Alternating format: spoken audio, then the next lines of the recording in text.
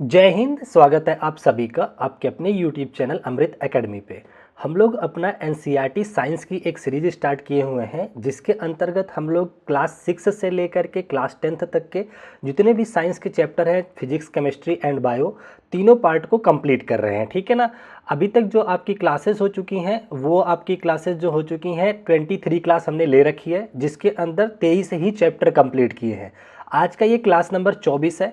Total जो target है अपना 55 क्लास का टारगेट है, जिसके अंदर मैं पूरा साइंस आपको कंप्लीट करवा दूंगा। ठीक है ना। तो आज के इस क्लास में हम लोग क्या पढ़ने वाले हैं, धातु एवं अधातु यानी कि मेटल्स एंड नॉन मेटल। ठीक है ना।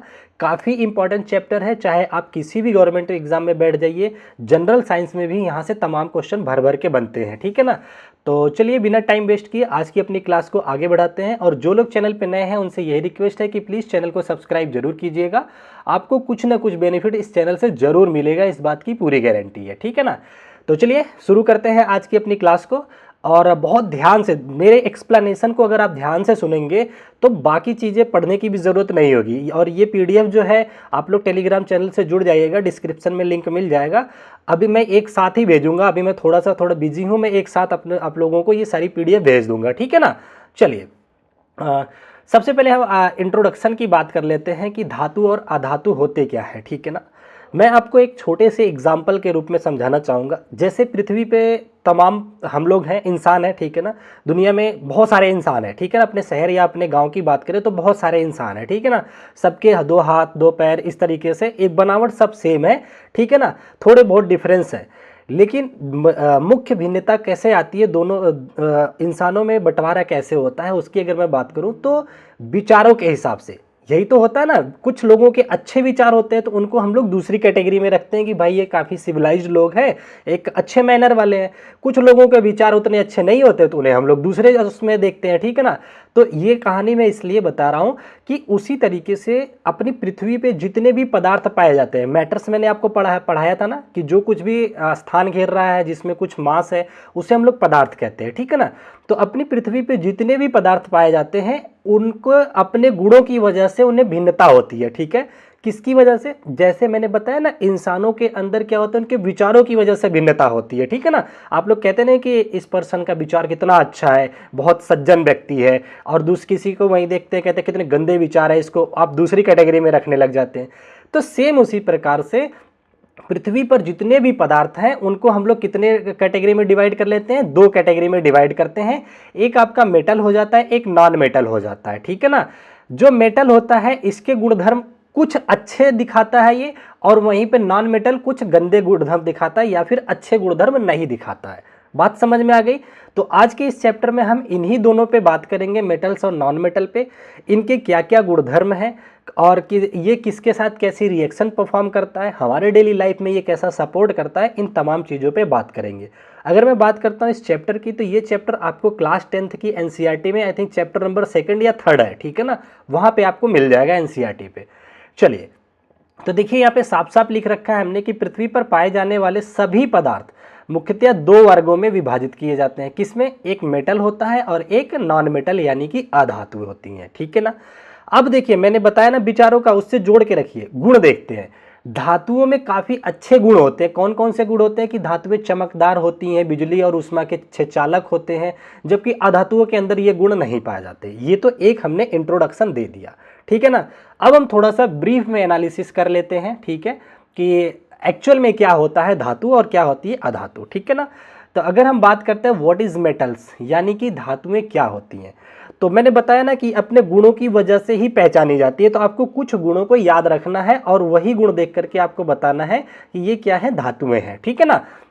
अगर मैं यहाँ की एनसीईआरटी से डेफिनेशन की आपकी बात करूं तो देखिए साफ साफ लिखा है कि वे तत्व जो विद्युत और ऊष्मा के सुचालक, सुचालक का मतलब होता है कंडक्टर है। ठीक है ना।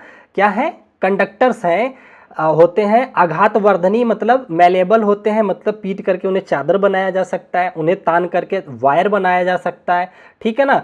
और जिनकी चमक होती है, एक अपने खुद की एक चमक होती है, उन्हें अगर मान लीजिए जैसे चम्मच है लोहे का या स्टील का चम्मच है, उसको पटको तो आवाज़ आती है, तो उनको टच करने पे उनका पास एक अपनी खुद की साउंड होती है जिसको सोनरस प्रॉपर्टी बोलते हैं।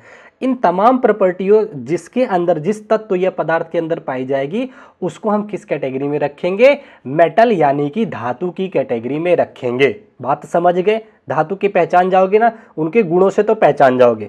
आप कहोगे कि सर हम सबका गुण ही केवल पता करते रहेंगे क्या? मान लीजिए कोई ऐसा पदार्थ हमारे सामने पदार्थ आ गया जिसके गुणों की जानकारी ही हमें नहीं है, हमारे आजू बाजू कभी आया ही नहीं, उनको कैसे पहचानेंगे? तो उनकी पहचान एक और होती है। धातु और अधातु की पहचान करने की एक और तरीका होता है, वो ये होता है, मैंने आप लोगों को कई सारे तत्व बताए थे, जितने भी तत्व होते हैं ना, उसमें से अगर ऐसे तत्व हैं जो इलेक्ट्रॉनों को क्या करते हैं, दान करके धनायन बनाते हैं, जैसे क्या हो गया आपका सोडियम हो गया, ये क्या काम करता है? प्लस आयन बनाता है। तो सोडियम, जितने भी तत्व इलेक्ट्रॉन्स को डोनेट करते हैं, मतलब दान करने की प्रवृत्ति रखते हैं, उनको हम लोग क्या बोलते हैं? धातु बोलते हैं। तो एक परिभाषा ये भी होगी, एक तो हम गुणों से पहचान जाएंगे, दूसरा कि जितने भी धनायन होंगे वो क्या किस कैटेगरी में ले लेंगे? धातुओं की कैटेगरी में ले लेंगे। ठीक है, जैसे आपका पोटेशियम हो गया, ये सारी किस में आ जाएंगे? ठीक है ना, गोल्ड हो गया, एजी हो गया, सिल्वर हो गया, ठीक है ना। तो ये सब क्या करते हैं? इलेक्ट्रॉनों को अगर डोनेट कर रहे हैं तो दूसरी तरीका हो गया पहचानने का, ये देख लेंगे कि कौन इलेक्ट्रॉनों का त्याग कर रहा है, उसको हम धातु की कैटेगरी में रखेंगे या फिर उनके गुणों के हिसाब से रख लेंगे। तो क्या अधातु को भी ऐसे पहचाना जा सकता है? हाँ जी, बिल्कुल पहचाना जा सकता है। ठीक है ना। तो सबसे पहले हम थोड़ा धातुओं के कुछ एग्जाम्पल देख लेते हैं। ये सारे एनसीईआरटी में आपको दे रखे हैं। कौन कौन सी धातुएं हैं? सोना हो गया, चांदी हो गया, तांबा हो गया, आयरन हो गया, एल्यूमिनियम हो गया, जस्ता यानी टिन हो गया, आपका पोटेशियम हो गया, सोडियम हो गया, कैल्शियम, मैग्नीशियम, ये तमाम आप लोगों को धातुएं पढ़ने को मिलती हैं। समझ गए? चलिए अब हम बात कर लेते हैं अधातु यानी कि नॉन मेटल के बारे में। ठीक है ना। अच्छे से अगर एक्सप्लेनेशन भी आप लोग सुन लेंगे ना तो जीवन में गलती नहीं करेंगे। ठीक है ना। तो अब देखिए धातुओं के अधातुओं को कैसे पहचानेंगे? जो जो गुण, क्या जो जो गुण ये दिखा रहे थे, कौन? धातुएं दिखा रही थी, उनके अगेंस्ट ये गुण दिखाएंगे। कौन? अधातुएं। जैसे कि ऐसे तत्व जो विद्युत और ऊष्मा के क्या होंगे? कुचालक होंगे, यानी कि बैड कंडक्टर होंगे या फिर कंडक्टर होंगे ही नहीं, पुअर कंडक्टर होंगे। ये कौन? अधातुएं, नॉन मेटल। ठीक है ना। और कैसी होंगी? उनको पीट करके चादर बना लेते थे, इनको पीटोगे तो ये भंगुर होती हैं। कैसी होती हैं? ब्रिटल नेचर की होती हैं, पटकोगे तो टूट जाएंगी। जैसे प्लास्टिक का आपके घर में ना वो टब वब होता है ना, उस पर हथौड़ी मारना ना, देखो पटाख से टूट जाए। अब ट्राई मत करने लग जाए ना, मम्मी कूट देंगी। ठीक है ना। तो बता रहा हूँ, प्लास्टिक वगैरह ये सब किस में आ जाते हैं? ब्रिटल नेचर के होते हैं, यानी कि भंगुर होते हैं, पटकने पर वो चादर नहीं बनता बल्कि फूट जाते हैं। ठीक है ना। अच्छा, इनके अंदर कोई तन्यता का गुण नहीं होता है, आघातवर्धनीय नहीं होते हैं। इन्हें अगर इस तरह के गुण दिखा रहे हैं तो इनको हम किस कैटेगरी में ले लेते हैं? अधातु की कैटेगरी में ले लेते हैं, यानी कि नॉन मेटल की कैटेगरी में ले लेते हैं। समझ गए नॉन मेटल क्या होते हैं? ठीक है। अब आप कहेंगे कि सर जैसे धातु को पहचानने का एक और गुण बताया था, इसके अलावा भी क्या इसमें भी है? हाँ जी, इसमें भी है। इसमें क्या है? जितनी भी अधातुएं होती है प्रायः कैसी होती हैं? इलेक्ट्रॉन गेन करने वाली होती है। जैसे क्या हो गया? क्लोरीन हो गया, ये आपका क्या कर रही है? Cl- होता है ना, इलेक्ट्रॉन ग्रहण कर रही है। ठीक है ना। और क्या क्या हो सकता है एग्जाम्पल के आपको अगर मैं बात करूं, जैसे मान लीजिए आपका नाइट्रोजन हो गया, 7 होता है ना, ये भी क्या करता है? एक ग्रहण करता है, एक नहीं करता है बल्कि 3 ग्रहण करता है ना। कैसे होता है? 7 होता है तो 2 5 5 ये हो गया, तो 3 ये माइनस होता है तो -3 बनाता है। ठीक है। तो कुछ भी है, मतलब ये प्रायः क्या करते हैं? इलेक्ट्रॉनों को गेन करने की प्रवृत्ति रखते हैं, ऋणायन बनाने की प्रवृत्ति रखते हैं। तो समझ गए, धातुएं प्रायः धनायन बनाने की प्रवृत्ति रखती हैं, अधातुएं प्रायः ऋणायन बनाने की प्रवृत्ति रखती हैं। फिजिकल प्रॉपर्टी कई सारी हमने बता दिया, अभी आगे और अच्छे से आप लोगों को दिखा दूंगा। ठीक है। चलिए अब हम अगर अधातुओं के उदाहरण की बात करें, ज़्यादातर जितनी गैसेज होती हैं वो अधातु की कैटेगरी में आती है। जैसे आपका क्या हो गया? हाइड्रोजन हो गया, ऑक्सीजन हो गया, नाइट्रोजन हो गया, क्लोरीन गैस होगी, ब्रोमीन गैस हो गई, कार्बन गैस हो गई, फास्फोरस हो गई, गंधक हो गया यानी कि सल्फर हो गया। ये सब किस कैटेगरी में आती हैं? नॉन मेटल की कैटेगरी में आती हैं। आज के बाद किसी को कंफ्यूजन नहीं होना चाहिए कि धातु अधातु क्या होते हैं। ठीक है ना। कोई बच्चा 10वीं क्लास का आपसे पढ़ना भी चाहे तो ऐसा सुन लेना कि उसको पढ़ा देना बिना बुक देखे। ठीक है। चलिए आगे बढ़ते हैं। और हाँ, मैं तो ये कहूँगा कि आप लोग ना ये काम किया करो। अगर आपके आजू बाजू में बच्चे रह रहे हैं 9वीं 10वीं क्लास में हैं, आप इतने तो हैं, थोड़ा टाइम निकाल करके उन्हें बताया करो, उससे आपका नॉलेज और अच्छे से बढ़ेगा। ठीक है ना।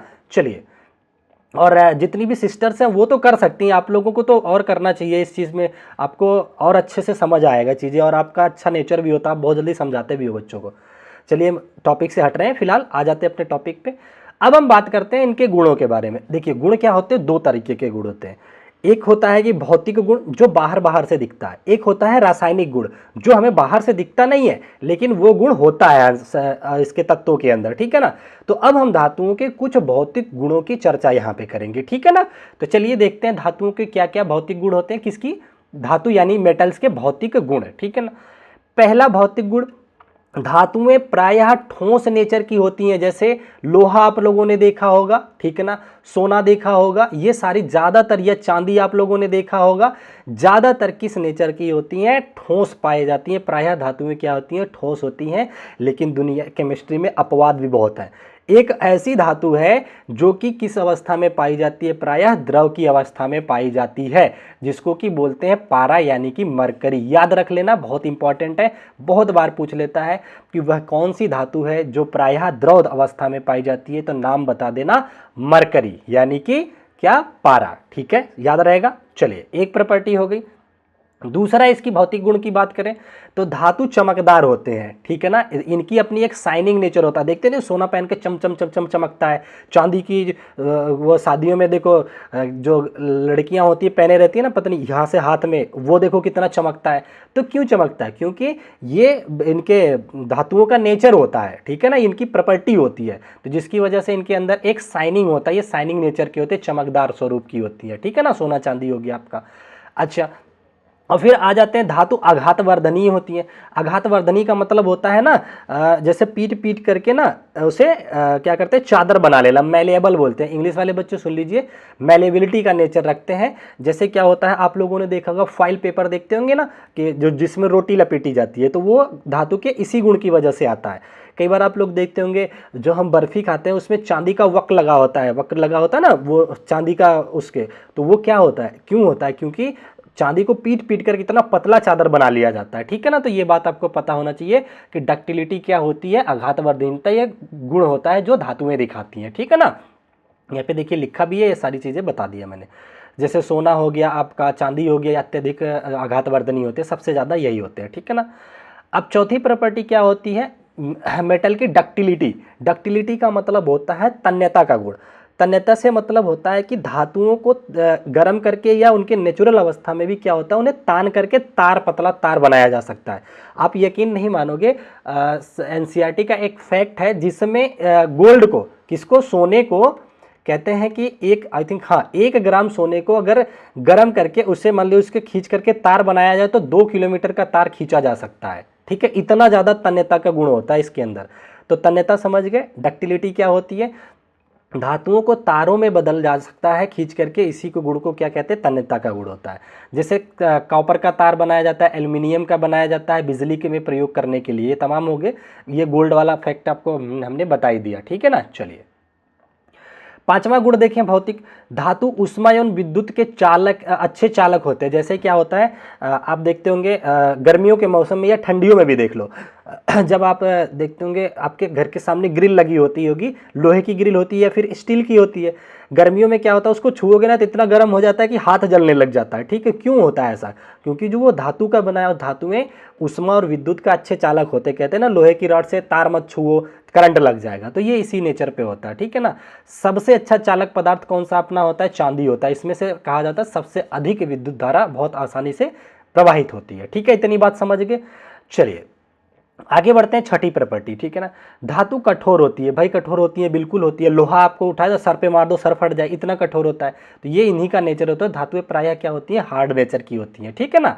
और कुछ सॉफ्ट भी होती हैं। जैसे क्या होते हैं, सबसे एक इसका अपवाद है, सबसे सॉफ्ट धातु की बात करें, जैसे आपका Na हो गया, सोडियम, ये इतना सॉफ्ट होता है कि इसको चाकू से काट सकते हैं। कि इसको आपसे डायरेक्ट कई बार क्वेश्चन पूछता है जनरल साइंस में कि वह कौन सी धातु है जिसे चाकू से काटा जा सकता है, तो सोडियम धातु है। जबकि नेचर होता है धातुओं का क्या, कि ये कठोर होती है प्रायः, लेकिन सोडियम वहीं पे क्या होती है, मुलायम सॉफ्ट धातु होती है। ठीक है ना। तो एक आधी अपवाद है, उनको याद रखना। ठीक है। और सोडियम का स्टोरेज कहाँ होता है, केरोसिन में होता है, ये भी याद रखना कि मिट्टी के तेल में रखा जाता है, मिट्टी तेल में, ठीक है ना। लिखने पे मत जाओ, बोलो, इसलिए मैं पहले ही टाइप करवा लेता हूँ, ठीक है। इतनी बात समझ आ गई आप लोगों को, चलिए। अच्छा, अगला 7th पॉइंट का इनका जो गुण होता है, धातु ध्वनि उत्पन्न करते हैं, मतलब धातुओं का एक सोनरस नेचर होता है, साउंड प्रोड्यूस करते हैं। जैसे ये पेन अगर स्टील या शायद स्टील की होगी, अगर इसको मैं पटकूंगा तो टूट जाएगा, पर एक साउंड निकालेगा। जैसे गिलास पटकोगे तो उसमें से एक साउंड आता है। क्यों आते हैं ऐसे साउंड्स, क्यों आते हैं? क्योंकि इनके अंदर एक साउंड्स होता है जिसको सोनरस प्रॉपर्टी बोलते हैं। ये इन्हें बताती हैं कि हम धातु के बने हुए हैं, ठीक है ना। तो ये प्रॉपर्टी भी समझ आ गई। लगभग मैंने 7 फिजिकल प्रॉपर्टी आप लोगों के साथ डिस्कस किए हैं। अगर आपको ये याद रहता है तो धातुओं को आसानी से पहचान जाओगे, ठीक है। चलिए, अब हम सारी फिजिकल और केमिकल प्रॉपर्टी समझ लिए ना। अब नहीं, सॉरी, फिजिकल। अब हम बात करते हैं आपसे धातुओं के रासायनिक गुण के बारे में, ठीक है ना, यानी कि केमिकल प्रॉपर्टीज ऑफ मेटल। तो भाई हमने बाहर के गुण तो देख लिए, कैसे दिखते हैं, कैसे बिहेव करते हैं, ठीक है ना, ये तो बाहर की बात हो गई। अब हम बात करेंगे आपसे कि धातु यानी कि मेटल के जो रासायनिक गुण कौन कौन से होते हैं, ठीक है ना। चलिए, तो रासायनिक अभिक्रियाएं देख लेंगे थोड़ा सा। जैसे आपके साथ अगर मैं बताऊं कि जैसे कोई धातु है, उसको अगर आप बाहर हवा में रख देते हो, जैसे आप आयरन मान लीजिए, आयरन की धातु है, आपने खुली हवा में रख दिया तो वो ऑक्सीजन से रिएक्शन करके फेरस ऑक्साइड बना लेता है, मतलब आयरन का ऑक्साइड बना लेता है। कहने से मतलब ये है कि अगर आप धातु की क्रिया यानी मेटल की क्रिया ऑक्सीजन के साथ करवाते हैं, यानी कि खुली हवा में छोड़ देते हैं, तो वो खुद का ऑक्साइड बना लेता है, ठीक है ना। बात समझ आ गई। कि पूछेगा कि धातुएं क्या ऑक्सीजन से क्रिया करके क्या बनाती हैं, तो आप कह देना धातु का ऑक्साइड बना लेती है। कहेगा सोडियम, सोडियम ऑक्साइड बना देगा, कैल्शियम, कैल्शियम ऑक्साइड बना देगा, जितनी भी धातु होंगे, पोटेशियम, पोटेशियम का ऑक्साइड बना देगा, ठीक है ना। अच्छा, यहीं आपको एक बात और बता देता हूं कि जो धातुओं के ऑक्साइड होते हैं प्रायः क्षारीय नेचर के होते हैं। कैसे होते हैं? क्षारीय नेचर के होते हैं। कई बार आपसे डायरेक्ट पूछ लेता है कि धातु ऑक्साइड का नेचर क्या होता है। मैंने अभी एमसीक्यूज ले रखे हैं, वहां पे बताऊंगा अभी, ठीक है ना। प्रायः क्या होते हैं? क्षारीय नेचर के होते हैं। बाकी अभी डिटेल में डिस्कशन कर लेंगे, ठीक है। देखिए यहाँ पे कुछ उदाहरण दे रखा है। सोडियम धातु है, ऑक्सीजन से क्रिया कर रहा है, पूरा भरपूर करता है, बहुत भयंकर रिएक्शन करता है ये ऑक्सीजन के साथ, इसीलिए क्या करते हैं ना सोडियम। कई बार आपसे पूछेगा कि वह कौन सी धातु है जो ऑक्सीजन तथा जल के साथ भयंकर तरीके से रिएक्शन करता है, तो आप कह देना सोडियम धातु है। क्या होता है ना, एकदम फट करके आग पकड़ लेता है, ठीक है ना, इसलिए इसको केरोसिन में रखा जाता है। पानी में भी आग लगा देता है। आपसे ना कई बार जादूगर को देखा होगा ना, कुछ निकालता है, ऐसे हवा में फेंकता है, आग पकड़ लेता है, जादू दिखाता है, वो सोडियम होता है। सोडियम क्या होता है? इतना हाई रिएक्टिव होता है कि वो खुली हवा में, यहाँ तक कि पानी में भी आग लगा देता है, ठीक है ना। तो ये बात याद रखोगे, सबसे हाई रिएक्टिव में आते हैं ये पोटेशियम और सोडियम। उसके बाद आपका आ जाता है मैग्नीशियम धातु। जब इसको आप ऑक्सीजन के साथ क्रिया कराते हो तो ये अपना मैग्नीशियम का ऑक्साइड बना देता है। तो कुल मिलाकर के आपको ये याद रखना है कि धातुओं की अगर अभिक्रिया कराई जाए ऑक्सीजन के साथ तो वो खुद का ऑक्साइड बना लेती हैं। इतनी बात याद हो गई। चलो दूसरी पे आ जाते हैं, इसका दूसरी केमिकल प्रॉपर्टी पे कि जल के साथ अभिक्रिया। अब हम क्या करेंगे, धातु को, जब धातु को जल के साथ अभिक्रिया कराई जाती है तो क्या बनता है? हाइड्रोजन गैस निकलता है। देखिए क्या है, कुछ धातुएं पानी के साथ अभिक्रिया कर हाइड्रोजन गैस उत्पादित करती हैं। बस बेसिकली टीचिंग एग्जाम से या कोई भी कॉम्पिटिटिव एग्जाम में पूछूं तो इससे क्वेश्चन कैसे बनता है, आपसे पूछ लेगा कि वह कौन सा रिएक्शन है जिसमें क्या है हाइड्रोजन गैस निकल रही है, तो हाइड्रोजन गैस की पहचान कैसे करोगे, ये भी देता है, ठीक है ना। तो जब भी धातु की क्रिया जल से कराओगे तो क्या बनाएगा? कोई हाइड्रोक्साइड बना देगा और साथ ही साथ क्या बनाएगा? हाइड्रोजन की गैस बनाएगी। और आपसे पूछेगा कि कैसे पहचानोगे कि ये हाइड्रोजन गैस ही है, तो मैं बताऊं ना, हाइड्रोजन गैस को पहचान करने का जो तरीका होता है कि जलती हुई मोमबत्ती या लाइटर लेके जाओगे ना, जहां हाइड्रोजन गैस निकलेगी वहां पॉप अप साउंड आता है। क्या आता है? पॉप पॉप का साउंड आता है, साउंड देती है, ठीक है ना। एक बार फिर सुनो, हाइड्रोजन गैस की प्रेजेंस में अगर आप मोमबत्ती या लाइटर जलाते हो तो पॉप साउंड की आवाज आती है, पट पट की आवाज आती है। किसी को फील करना है ना, एक काम करना, जलते हुए तवे पे ना पानी की 2-3 बूंदे डालना, देखना फट पट करके फूटता है, वहां पे हाइड्रोजन रहती है, ठीक है ना। तो ये होता है, आपको पता चल गया होगा कि हाइड्रोजन गैस पहचान कैसे होती है। तो एक बात याद रखो, धातु की क्रिया जब भी जल से कराओगे तो क्या निकलेगी? हाइड्रोजन का गैस निकलेगा और साथ में धातु का हाइड्रोक्साइड बनाएगा, ठीक है ना। जैसे सोडियम का हाइड्रोक्साइड बन गया, ये कैसे प्रवृत्ति का होता है? उसमें कुछ उल्टा तो नहीं बताया आगे मैंने? नहीं, सही बताया। देखिए धातु की जब जल से क्रिया कराया गया तो ये सोडियम हाइड्रोक्साइड ये भी क्षारीय प्रवृत्ति का होता है। अभी मैं आगे बताऊंगा ये सारी चीजें, ठीक है ना। उसी तरीके से देखिए कैल्शियम धातु को आपने जल से क्रिया कराया तो कैल्शियम का हाइड्रोक्साइड बना, साथ में क्या निकल गया, हाइड्रोजन गैस। क्यों निकला, क्योंकि ये इसकी प्रवृत्ति होती है, जब भी जल से क्रिया कराएगा हाइड्रोजन गैस रिलीज करेगा। चलिए, तो आप लोगों ने ये भी सीख लिया जल से अभिक्रिया।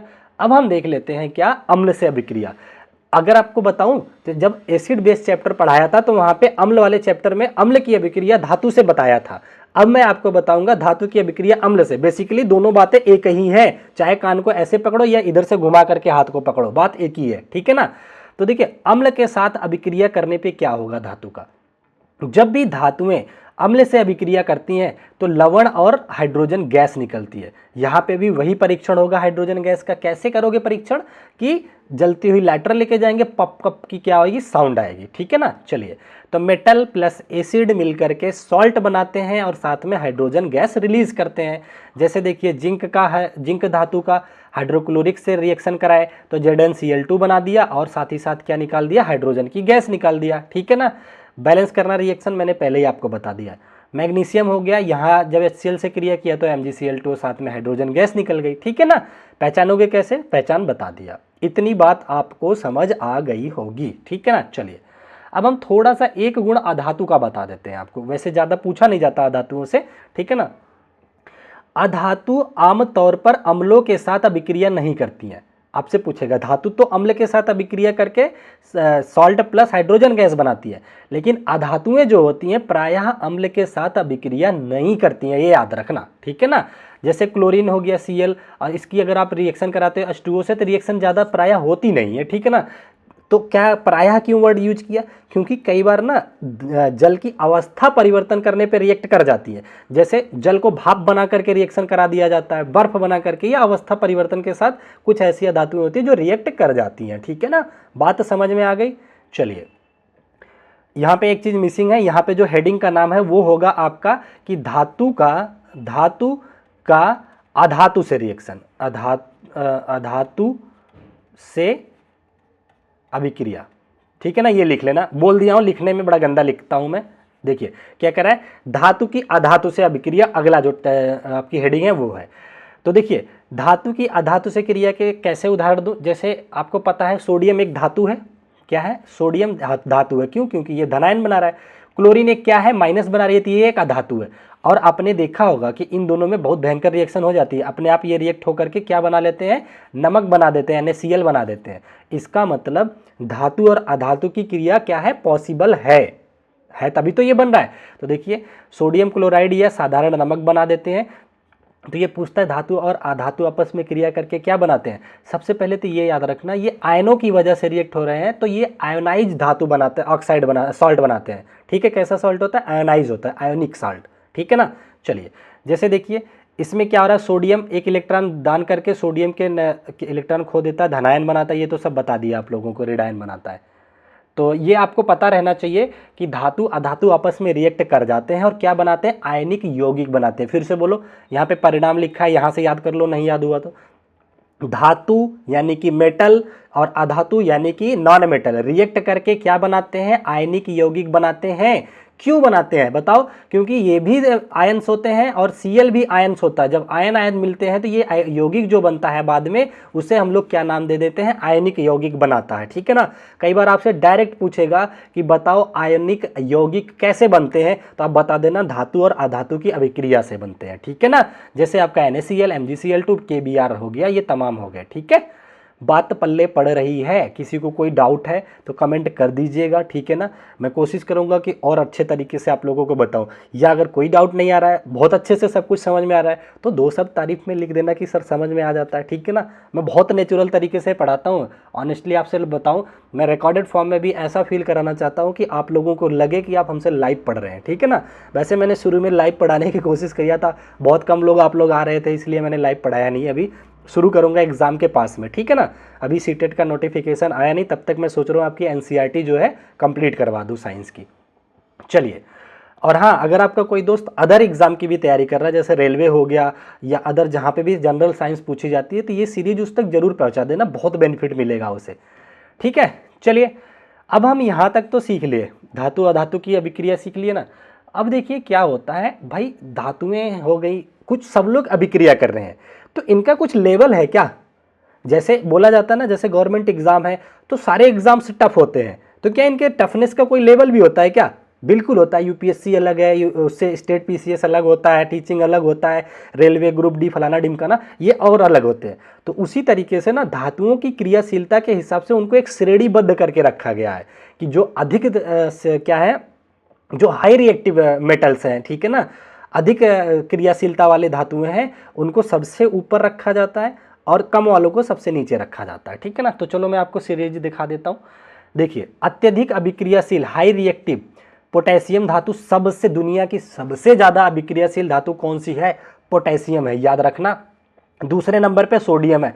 ये इतनी अभिक्रियाशील है कि इनको खुली हवा में भी छोड़ दो ना तो आग पकड़ लेंगी, तुरंत रिएक्ट कर जाती हैं, ठीक है ना। इसको बोलते हैं क्या? वायलेंट रिएक्शन करने वाली धातुएं बोलते हैं, ठीक है ना। वायलेंट का मतलब होता है वो, होता ना कि वो साउथ की मूवी में होता है ना कि बहुत वायलेंट टाइप का हीरो है, आते ही पूरा धूम धड़ाका मचाता है, वो वाला होता है, ठीक है ना। तो ये समझ गए। सबसे हाई रिएक्टिव पोटेशियम होता है और सोडियम, दो का नाम याद रखना। उससे थोड़ा सा कम कैल्शियम, उससे और थोड़ा सा कम मैग्नीशियम, ठीक है ना। और फिर और उस कम आ जाओगे तो एल्यूमिनियम आ जाता है। अब मध्यम वर्ग की रिएक्टिविटी बताते हैं। अगर सीधी सीधी सीरीज होती है तो ये वाला इसके बाद होते, ये नीचे और आते, ठीक है ना। तो मध्यम वर्ग में आपका एल्यूमिनियम तो आ गया, उसके बाद जिंक आ जाता है, आयरन आ जाता है, लेड आ जाता है, हाइड्रोजन आ जाता है, ठीक है ना। इतने आगे सबसे कम रिएक्टिव कौन होते हैं? सिल्वर, गोल्ड और प्लेटिनम। अगर इसको जानना है ना तो मैं आपको बताऊं, आप लोगों ने देखा होगा जब भी कभी आप सर्जरी कराते हो, भगवान ना करे किसी के साथ ये ना बताए, जब भी कभी सर्जरी होनी रहती है जो कि आर्टिफिशियल तरीके से, मान लीजिए घुटने का इम्प्लांट कराना है या दांत का इम्प्लांट कराना है, तो ये बहुत महंगे क्यों पड़ते हैं? आप लोग सुनते होंगे कि घुटने का इम्प्लांट करवाया उन्होंने, इतने लाख रुपए लग गए। ये महंगे इसलिए पड़ते हैं कि इम्प्लांटेशन के लिए जो धातुएं इस्तेमाल करी जाती हैं वो नॉन रिएक्टिव धातुएं इस्तेमाल करी जाती हैं, ताकि बॉडी के अंदर कोई रिएक्शन ना हो, इनकी वजह से कोई खराबी ना पैदा हो। और नॉन रिएक्टिव धातुएं होती कौन सी हैं? आपका सोना हो गया, प्लेटिनम हो गया। अब भाई सोना और प्लेटिनम के गहने बनवाने जाओ तो इतना महंगा मिलता है, आप पूरा घुटना ही सोने या प्लेटिनम का बनवाओगे तो महंगा तो पड़ने वाला है, ठीक है ना। और इसके पीछे वजह क्या होती है? नॉन रिएक्टिविटी, कि ये आपकी शरीर को कोई हानिकारक या हानि ना पहुंचाए, क्योंकि अदर चीजें तो रिएक्ट कर जाती हैं तुरंत।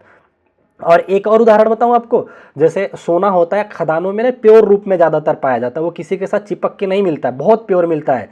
जैसे ओर होता है ना हर चीज़ को खोद के निकालने का, तो ये आपको पता रहना चाहिए।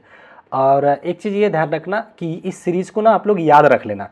सबसे ऊपर पोटेशियम सोडियम हो गया, फिर कैल्शियम हो गया, ठीक है ना।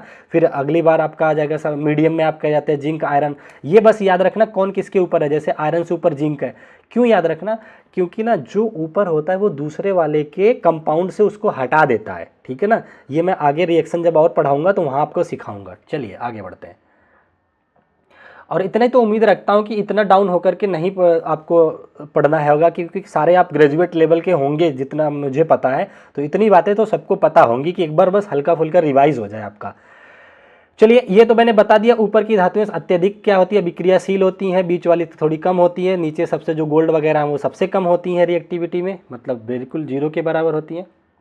चलिए अब देखिए, धातुओं का अपचयन और ऑक्सीकरण गुण हमने बता ही दिया था। ऑक्सीडेशन और रिडक्शन पिछले वाले चैप्टर में बता दिया। ऑक्सीजन का जुड़ना या हाइड्रोजन का निकलना ऑक्सीडेशन कहलाता है। अपचयन में उल्टा, हाइड्रोजन जुड़े या ऑक्सीजन निकले तो अपचयन बोला जाता है। दोनों क्रियाएं एक साथ होती हैं तो रेडॉक्स रिएक्शन बोली जाती है। तो मैं इस पर टाइम नहीं दूंगा, ये आप लोगों को पढ़ा रखा है, चैप्टर में था तो ले लिया है, ठीक है ना।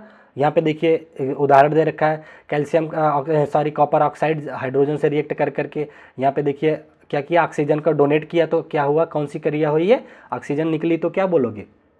ऑक्सीजन अगर निकल रही है तो उसे अपचयन अभिक्रिया बोलते हैं, तो ये अपचयन का उदाहरण हो गया। ऑक्सीजन अगर जुड़ रही है तो ऑक्सीकरण का उदाहरण हो गया। ये सब तो मैंने आपको पढ़ा रखा है, रेडॉक्स भी पढ़ा रखा है, पिछले चैप्टर में जाके पढ़ लेना अगर किसी को भी डाउट है। वैसे सीरीज पूरा देखना, जो भी देख रहे हो, अगर बीच में वीडियो मिलती है तो पीछे वाली पूरी प्लेलिस्ट बना के रखा हूँ, वो देख लेना, 55 क्लास देख लेना।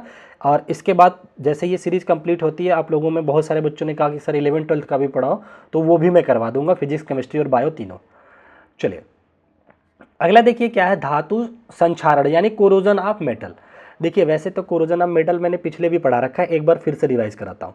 जैसे धातुएं होती है ना, जब इन्हें खुली हवा में रख दो यानी कि ऑक्सीजन की प्रेजेंस में रख दो, साथ ही साथ नमी वाले एरिया में रख दो, तो ये धीरे धीरे क्या होती है, क्षय होने लग जाती है। जैसे आपके घर में कोई लोहे की रॉड हो, उसको कुछ दिन तक घर के बाहर आंगन में या कहीं गार्डन में फेंक दो, तो मिट्टी गीली होती है, थोड़ी नमी होगी, H2O मिल जाएगा उसको, हवाओं से उसको ऑक्सीजन मिल जाएगा। और जब ये मेटल, आयरन, ये तीनों जब रिएक्ट कर जाएंगी आपस में ना, तो ये धीरे धीरे इसके ऊपर ब्राउन कलर का एक जमने लग जाता है, जिसको कि बोलते हो कि मुर्चा लग गया या फिर जंग लग गए। तो यही होता है कोरोजन, जो जंग लगने की प्रक्रिया होती है, धीरे धीरे नष्ट होने लगता है, इसी को कोरोजन बोलते हैं।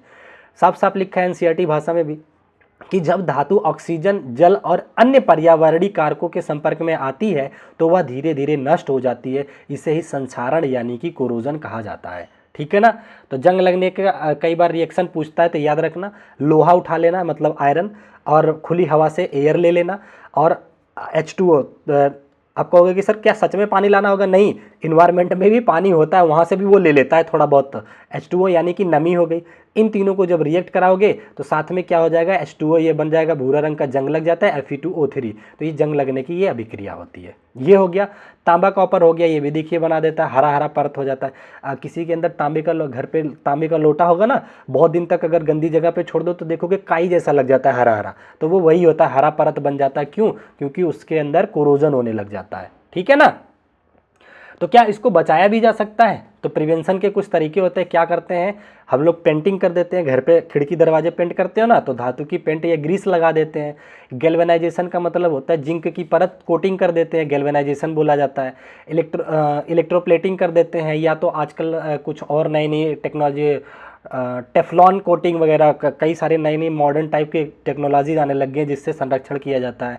गाड़ियों वाड़ियों पे लगने लगता है, वो तो स्क्रैचलेस भी होती हैं। तो तमाम तरीके से हम प्रोटेक्ट कर लेते हैं कुल मिला करके। ठीक है ना। चलिए अब हम थोड़ा सा देख लेते हैं धातुएं दुनिया में आई कैसे। पढ़ तो लिया हमने इनकी प्रॉपर्टी के बारे में, ये आई कैसे, एक्सट्रैक्शन की बात कर लेते हैं, यानी कि धातुओं का निष्कर्षण कैसे होता है। तो धातुएं देखिए ना, क्या होता है, जमीन के अंदर से खोद करके निकाला जाता है, मिट्टी सहित जब सब कुछ खोद के निकाला जाता है तो इसका नाम दे दिया जाता है ओर। क्या बोलते हो आप लोग? हाँ, ओर नाम दे देते, ORES, ओर्स या ओर बोला जाता है। ठीक है ना। हिंदी में इसको क्या बोलते थे, कहीं लिखा है? धातु खनिजों का ओर्स, ओर ही तो बोलते हैं शायद, हिंदी भी इसकी होती है क्या? अयस्क बोलते हैं शायद, अयस्क बोलते हैं। ठीक है ना, अयस्क बोलते हैं, अयस्क। हाँ, तो खोद करके जब पूरा कम्बिना, पूरा सॉलिड फॉर्म में पूरा सब कुछ एक साथ लेके आए, गंदगी, डस्ट, मिट्टी, अदर धातुएं सब कुछ मिक्स करके लेके आए, उसको बोलते हैं ओर। हर एक धातु का क्या होता है ना, अपना खुद का ओर होता है। ठीक है ना। ओर का मतलब होता है अयस्क होते हैं, जहाँ से वो खोद के निकाले जाते हैं। ठीक है ना। ये बात समझ में आ गई। देखिए यहाँ साफ साफ लिखा है, धातु खनिजों यानी कि ओर के रूप में पाई जाती है। खनिज होते हैं खोद करके निकालने की बात समझा दिया हूं, वर्ड में थोड़ा इधर उधर हो सकता है, इसलिए दोनों भाषाएं इस्तेमाल कर रहा हूं। ठीक है ना। और उन्हें निष्कर्षण की प्रक्रिया द्वारा शुद्ध किया जाता है। जैसे आप लोगों ने जब क्लास 10th में रहे होंगे ना, तो कई तरीके होते हैं। पहले उसको हथौड़े से तोड़ तोड़ करके बारीक करो, चुंबक वाली चीज़ें, लोहे की चीज़ें अलग करने के लिए मैग्नेटाइजेशन करो, फिर उन्हें इलेक्ट्रोलाइसिस के लिए इस तरह से एक घोल बना करके एक धनायन और ऋणायन की कोड वो लगा करके किया जाता था। तो तमाम तरीके होते हैं परिशुद्धिकरण करने के लिए इसको। तो ये सब आपके कॉम्पिटेटिव एग्जाम में नहीं पूछा जाएगा। ये चीज़ें जरूरी होती है जो बच्चे रिटन एग्जाम लिखते हैं, जैसे 10वीं 12वीं के बच्चे हो गए जो रिटन एग्जाम लिखते हैं। तो हमें तो कंपटीशन की तैयारी करनी है, तो हमें बस पता रहना चाहिए। ठीक है ना। तो पता मैं करवा दे रहा हूँ, लिखने वाली भाषा नहीं बताऊंगा। ठीक है। चलिए, तो कुछ इंपॉर्टेंट प्रोसेस बता देता हूँ आपको। मेजर प्रोसेस में आपका क्या जाता है, धातु अयस्क का सांद्रण हो गया। ठीक है ना। अशुद्धियों को हटाना, पानी वानी डगा, खलन विधि वगैरह तमाम विधियाँ होती हैं। ठीक है ना। तो ये आपका सांद्रण विधि हो गई। धातु अयस्क का अपचयन विधि हो गया, रिडक्शन मेथड से कुछ अपचय वाले पदार्थों को अलग कर लिया जाता है। परिशोधन हो गया आपका, रिफिलिंग वाला हो गया मेथड, धातुओं और अशुद्धियों को अलग करने के लिए। ये तमाम कई मेथड होते हैं। ठीक है ना। अब हम कुछ आपको ना एक दो धातुओं के और के नाम बता देते हैं। ठीक है ना। देखिए जैसे एल्यूमिनियम धातु जो होती है, इसका निष्कर्षण बॉक्साइट अयस्क के होता है। जैसे कैसे, ये क्या है समझो पहले। जैसे आपने मिट्टी के अंदर से पूरा ओर खोद के लाया, इसमें से एक पत्थर निकाला आपने, इसका जो रूप था इस तरीके से, मान लीजिए एक रूप था, इसका आपने नाम दे दिया। इसमें ज्यादातर आपको क्या दिखे, एल्यूमिनियम दिखे। क्या दिखे, एल्यूमिनियम दिखे, तो आपने इसका नाम दे दिया बॉक्साइट है। ठीक है ना। क्या नाम दे दिया, बॉक्साइट। जब आपने बॉक्साइट नाम दे दिया तो यही बोला जाता है कि एल्यूमिनियम किससे निकला है, तो बोल देना बॉक्साइट अयस्क से निकला है। इसी तरीके से पूछेगा कि लोहा, इसी तरीके से एक पत्थर तोड़ लिया, इसके अंदर लोहे वाली चीजें ज्यादा है, आयरन है, उसके साथ कुछ अशुद्धि है, उसका नाम दे दिया गया क्या, हेमेटाइट। हेमेटाइट। तो ये इसका अयस्क हो गया, किसका, आयरन का अयस्क हो गया। तो इस तरीके से हर एक धातु का कुछ अयस्कों के नाम होते हैं, ये नाम रखे जाते हैं, ठीक है ना। तो आपसे पूछेगा कि एल्यूमिनियम धातु के अयस्क का नाम बताओ, तो क्या नाम बताओगे? बॉक्साइट। क्यों? ऐसे याद रख लेना, एल्यूमिनियम का बक्सा बनता है, ऐसे सोचो, पता नहीं बनता नहीं बता, पर सोचो एल्यूमिनियम का बक्सा बनता है, क्यों? क्योंकि एल्यूमिनियम बॉक्साइट से निकाला गया है, तो ये याद रख लेना। और लोहा जो आयरन होता है आपका, वो हेमेटाइट से निकाला जाता है, उसके अयस्क का क्या नाम है? हेमेटाइट है। ऐसे तमाम है, तो मैं सारे नहीं लिखवाऊंगा, ज़्यादा पूछा नहीं जाता, ये जो इंपॉर्टेंट है एनसीईआरटी फैक्ट है वो मैंने दे दिया आपको, ठीक है, समझ आ गई। चलिए आगे बढ़ चलते हैं। हाँ, अगर आप लोगों को अब थ्योरी वाला पोर्शन अच्छे से क्लियर हो गया होगा, तो इस पे एक मजबूत पकड़ बनाने के लिए अब मैं आप लोगों को कुछ एमसीक्यू सॉल्व करवा देता हूँ, और लास्ट तक एमसीक्यू सॉल्व करके जाना, तभी आप लोगों को इस थ्योरी का बेनिफिट मिलेगा। और ये सारे एमसीक्यूज ऐसे हैं जो आपके एक एक टॉपिक को दृढ़ता से समझाने का काम करेंगे। बात समझ रहे हो? चलिए देखिए आगे बढ़ते हैं। कौन सी धातु कमरे के तापमान पर द्रव होती है? एक अपवाद याद करवाया था मैंने, बताया था धातुएं प्रायः ठोस होती हैं, लेकिन एक अपवाद था जिसका को पारा बोला जाता था, ये द्रव में पाया जाता है, मरकरी इंग्लिश होती है। आगे बढ़ चलते हैं, अगला क्वेश्चन देखिए, धातुओं की कौन सी विशेषता उन्हें तारों के रूप में खींचने में मदद करती है? तो मैंने बताया था ना, कौन सी? डक्टिलिटी बताया था ना, डक्टाइल नेचर के होते हैं, मतलब तन्य होता है, तन्यता का गुण, तभी तो तार बनाएगा। ये रहा। चादर बनाने के लिए क्या होता है? आघातवर्धनीय होते हैं। रिवाइज हो रहा है ना क्वेश्चन के माध्यम से, खुद पहले आंसर किया करो, इसका आंसर करो। कौन सी अधातु विद्युत का सुचालक होती है? अच्छा, एक अपवाद होता है, सुनो, धातुएं प्रायः विद्युत के कुचालक होती है, मतलब उनके अंदर से विद्युत नहीं जा पाती है। एक अपवाद है जिसको कि ग्रेफाइट नाम बोलते हैं। क्या? ग्रेफाइट। जो पेंसिल की निब होती है ना, पेंसिल की निब होती है, इसमें से करंट जाता है, जबकि ये अधातु नेचर का है। तो ये याद रखना, ये क्या है? एक अपवाद है। एक अपवाद और याद रख लो अधातु से, कि अधातुएं प्रायः जो होती हैं वो गैसियस फॉर्म में होती है। एक अधातु है जिसका कि नाम है ब्रोमीन। क्या नाम है? ब्रोमीन। ये द्रव अवस्था में पाई जाती है, द्रव अवस्था में। क्या? जैसे एक धातु है द्रव अवस्था में पाई जाती है जिसका कि नाम है पारा, उसी तरीके से एक अधातु है जो द्रव अवस्था में प्रायः पाई जाती है जिसका कि नाम है ब्रोमीन। ठीक है, ब्रोमीन या ब्रोमाइन बोलते हैं, तो देख लेना, ठीक है ना। चलिए, ये मैंने बता दिया, ग्रेफाइट है जिसमें से विद्युत धारा प्रवाहित होती है। आगे बढ़ते हैं। बताइए कौन सी धातु सबसे अधिक अभिक्रियाशील है? मैंने बताया था, पूरी लिस्ट बताई थी, सबसे ऊपर पोटेशियम, फिर सोडियम, फिर कैल्शियम, फिर एल्यूमिनियम, इस तरीके से था। तो आपका आयरन नहीं था, गोल्ड नहीं था, गोल्ड तो बिल्कुल ही निष्क्रिय होती है, पोटेशियम नहीं था आपका, अच्छा सॉरी पोटेशियम ही तो था, के, पोटेशियम मतलब पी से, इसका जो सिंबल होता है वो के से होता है, तो पोटेशियम सबसे सक्रिय धातु है। चलिए आगे बढ़ चलते हैं, अगला क्वेश्चन देखिए, कौन सा तत्व अधातु होते हुए भी धातु जैसा व्यवहार करता है? हाँ, एक देखिए, ये इंपॉर्टेंट क्वेश्चन है, याद रख लेना। ये जो हाइड्रोजन होता है ना, हाइड्रोजन को आवारा तत्व की भी संज्ञा दी गई है, क्योंकि ये ना होता है, देखिए किसमें, कौन सा तत्व? अधातु। ये अधातु के कैटेगरी में, क्यों? क्योंकि ये ऋणावेशित बनाता है, ठीक है ना, दो नहीं बना पाता, या धनावेशित। जैसे क्या होता है, हाइड्रोजन का एटॉमिक नंबर 1 होता है, अगर ये चाहता है कि एटलीस्ट आउटर मोस्ट में 2 हो जाए, तो इसको एक किसी से उधार लेना पड़ता है, तो उधार लेने वाला तो बन गया, ये अधातु का नेचर प्रेजेंट कर रहा है, ठीक है ना। लेकिन कहीं कहीं ये धातुओं का भी नेचर देता है, ठीक है ना, इसीलिए इसको आवारा तत्व में भी रखा गया है। मैं आप लोगों को पीरियोडिक टेबल बताऊंगा तो उसमें बताऊंगा, ठीक है ना। तो इसका जो उदाहरण आंसर हो जाएगा, क्या हो जाएगा? Hydrogen gas. चलिए आगे देखिए क्या कह रहा है, सोडियम को मिट्टी के तेल में क्यों रखा जाता है? भाई बताइए, मिट्टी के तेल में मैंने बोला रखा जाता है, क्यों रखा जाता है? क्योंकि ये हवा और पानी से तेजी से अभिक्रिया कर लेती है, वायलेंट रिएक्शन करती है। चलिए, टाइम खराब नहीं करना है, पढ़ाई करना है बस।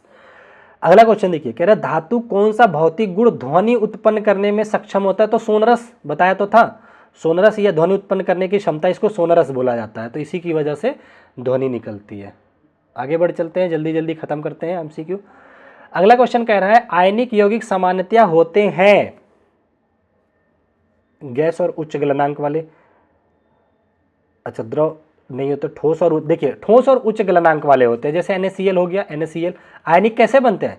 आयनिक यौगिक कैसे बनते हैं? धातुओं और अधातुओं की परस्पर क्रिया से। क्यों? क्योंकि धातु होता है प्लस आयन होता है, क्लोरीन हो गया माइनस आयन हो गया, ये अधातु हो गई, तो जब आयन के ही हेल्प से बनेंगे तो ये आयनिक यौगिक हो गए। ये प्रायः ठोस और उच्च गलनांक वाले होते हैं, ठीक है ना।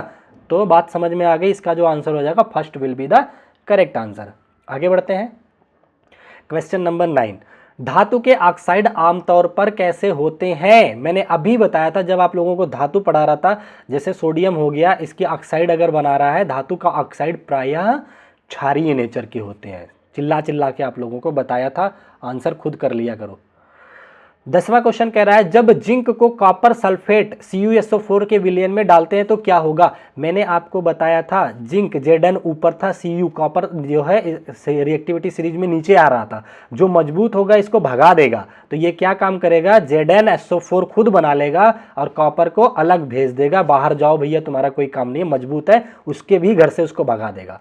तो कोई अभिक्रिया ऐसी गलत बात है। जिंक कॉपर को विस्थापित करता है और जिंक सल्फेट ZnSO4 बनाता है, हाँ बिल्कुल बनाता है, तो बिल्कुल सही है, ये आपका बी ऑप्शन बिल्कुल सही दे रखा है। बात समझ में आ गई? चलिए, इतनी मेहनत से इतना आसान सब कुछ बना करके पढ़ा रहा हूँ, सीख जाना यार एक बारी, ठीक है ना। खासकर जो अपनी गर्ल्स लर्नर है, जो अपनी सिस्टर्स हैं, इन लोगों को बहुत प्रॉब्लम होती थी, जो कॉम्प्लिकेटेड लैंग्वेज में पढ़ाते थे। केवल इंग्लिश में धड़ाधड़ से अगर पढ़ाने लगूँ तो ऑब्वियस सी बात है कि ज़्यादा प्रॉब्लम आने लग जाती है, ठीक है ना। तो मैं कोशिश वही किया हूँ कि बिल्कुल आसान भाषा में चीज़ों को समझा सकूँ, इसीलिए मैं यहाँ पेन से लिखने का काम नहीं करता, सब कुछ पहले से लिख के रखता हूँ कि आप लोगों को बस समझाने पर फोकस्ड रहे, ठीक है ना। समझ आ रहा है? 2 शब्द जरूर लिख के जाना, इतना तो कर ही सकते हो अपने भाई के लिए कि कमेंट तो कर ही सकते हो। आप लोगों के कमेंट से ये मोटिवेशन मिलता है कि इस सीरीज़ को 55 डेज़ की सीरीज़ को कंप्लीट करूं, फिर आप लोगों को एक फाउंडेशन बैच मैथ का इसे बेसिक से सिखा दूं, और ज़रूरत पड़ी तो 11th-12th का भी आपको ले आ दूंगा, ठीक है ना। चलिए, अगला 11th नंबर का क्वेश्चन है, कोरोजन यानी कि संक्षारण को रोकने के लिए क्या क्या तरीका अपनाया जाता है?